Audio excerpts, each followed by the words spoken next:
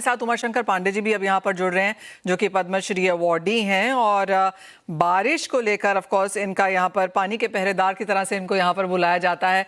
उमाशंकर जी नमस्कार, बहुत शुक्रिया साथ जुड़ने के लिए। बहुत डॉक्टर बहुत प्रेम बहुत बहुत धन्यवाद, बहुत बहुत धन्यवाद जी। डॉक्टर प्रेम गर्ग आपकी बहुत बहुत तारीफ करते हैं और बहुत शुक्रिया हमारे लिए आज यहाँ पर समय भी निकालने के लिए। जिस तरह से एल निन्यो वाला साल है और कुछ चिंताएं यहाँ पर आगे जाकर हैं, जून ने तो डरा ही दिया था, जुलाई में ऑफ कोर्स यहाँ पर बारिशें काफ़ी लौटी हैं, लेकिन एल निन्यो का साल है, अगस्त सितंबर में शायद चिंता फिर से यहाँ पर लौट सकती है। कैसे आप देखते हैं, जिस तरह से आप यहाँ पर पानी के कंजर्वेशन में लगे हुए हैं, क्लाइमेट चेंज है, एल निन्यो है, कैसे आप देखते हैं ये साल? ये डॉक्टर प्रेम गर्ग साहब का बड़प्पन है कि वे सबको बहुत अच्छी तरीके से देखते हैं। मैं मानता हूं कि एल नीनो का जो प्रभाव है वो भारत में कम पड़ेगा, क्योंकि प्रशांत महासागर की ये घटना है, ये प्राकृतिक घटना है, ये गर्मी पैदा करती है, बादल को और हवा को दूसरी दिशाओं में ले जाती है। भारत का भूभाग तो 4% है, तो प्रभावित तो उतना नहीं होगा, मुझे ऐसा लगता है। दूसरी बात, क्योंकि मौसम की घटना है, बरसात हमारे यहाँ मैं किसान हूँ गांव से, पानी के क्षेत्र में मुझे पद्म सम्मान मिला है, IREF की तरफ से मैं उसका किसान की तरफ से अध्यक्ष हूँ। इस नाते मैं निवेदन करूंगा कि किसान परेशान ना हो। बहुत ज्यादा इसका जो देश में दुनिया में अभी चिंता व्यक्त की जा रही है, उसकी चिंता करने की जरूरत नहीं है। बासमती भी पैदा होगा, नॉन बासमती पैदा होगा, भारत में कहीं प्रकार के भी पानी का संकट नहीं है। लेकिन जो संकट होगा पेरू में हो सकता है, ऑस्ट्रेलिया में हो सकता है, दक्षिणी अमेरिका में हो सकता है, फिलीपींस में हो सकता है, इंडोनेशिया में हो सकता है, उतना प्रभाव भारत में नहीं पड़ेगा। मैं पानी का विद्यार्थी हूँ, मैंने पानी पिछले 30-35 वर्षों से पढ़ा है और बहुत सारे सूखा भी देखे हैं मैंने, लेकिन अभी इतना मुझे दिख नहीं रहा है। इसलिए किसान लगातार धान को बो रहे हैं और हमारे यहाँ 15 जुलाई तक पैडी लगती रही है और दक्षिण भारत में के कई राज्यों में पानी बरस रहा है, इसलिए अभी उतनी चिंता करने की बात नहीं है। उमाशंकर जी, ऐसा ये भी माना जाता है कि ऑफ कोर्स बुआई का समय है, तो खरीफ के लिए तो ये बहुत ऑपर्च्यून टाइम है कि जिस समय पे हम यहाँ पर बारिश होता हुआ देख पा रहे हैं।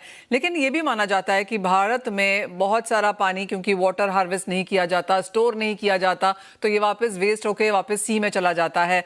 आप जखनी को यहाँ पर चेंज कर चुके हैं, जलग्राम उसे यहाँ पर बना चुके हैं। क्या एक नेशनल पॉलिसी, एक नेशनल एक पहुंच है वहां पर, एक कोशिश है वो करने की? मनीषा जी, अभी हम IRF की तरफ से कुछ गांवों को जखनी मॉडल के तौर पे खेत का पानी खेत में रहे, खेत की मिट्टी खेत में रहे, रसायन मुक्त खेती हो, और माननीय जो हमारे अध्यक्ष हैं डॉक्टर प्रेम गर्ग जी के नेतृत्व में अभी हम 100 गांव में काम करने की योजना बनाएंगे। और पानी का संकट पूरी दुनिया में है, लेकिन पानी बनाया नहीं जा सकता, केवल बचाया जा सकता है। और IRF इस दिशा में किसानों के साथ संवाद लगातार कर रही है और कोशिश है कि जखनी जैसे कई हजार गांव हम जलग्राम भारत सरकार ने बनाए हैं और आगे भी हम बनाएंगे। ऐसी हम सबकी कोशिश है और पेड़ लगाएंगे, पानी बचाएंगे। ओके उमाशंकर जी, सरकार की तरफ से किस तरह का इंसेंटिव या क्या सपोर्ट की एक्सपेक्टेशन आप यहाँ पर लेकर चल रहे हैं? मुझे याद है बहुत पहले आपने एक बार जल व विश्वविद्यालय की भी यहाँ पर बात की थी, कुछ काम उसके ऊपर भी है? हाँ, मैं मानता हूं कि भारत में 28 करोड़ बच्चे पढ़ते हैं और 1212 विश्वविद्यालय स्टेट सेंटर मिला के 53,000 डिग्री कॉलेज हैं, 12 लाख प्राइमरी जूनियर हैं, लेकिन जल का कोई विश्वविद्यालय नहीं है। तो हम जल विश्वविद्यालय, वाटर म्यूजियम, वाटर लाइब्रेरी, इस पर काम कर रहे हैं और काफी इसके आगे बढ़ चुके हैं। और मुझे लगता है कि 1 साल के भीतर आपको पानी के बारे में काफी कोर्स की तैयारी चल रही है। मैं उस पर कामची, हमारे जो वाटर एक्सपर्ट्स हैं, ट्रेडिशनल वाटर कंजर्वेशन की टेक्निक है, जो पहाड़ में तालाब बनाने की कला थी, पहाड़ में कुआं बनाने की कला थी, जो ऐसे अकाल और सूखा से निपटते थे, ऐसी हम शिक्षा की बात कर रहे हैं। और शीघ्र ही जल विश्वविद्यालय, मुझे लगता है कि माननीय प्रधानमंत्री मोदी जी के नेतृत्व में विकसित भारत 2047 का जो उनका सपना है, इस दिशा में जो चावल व्यवसाय है, जो सबसे अधिक रोजगार देता है, 52 देश हम पर निर्भर हैं। हमें अपनी चिंता नहीं है, हमें उनकी चिंता है जो हम पर निर्भर हैं।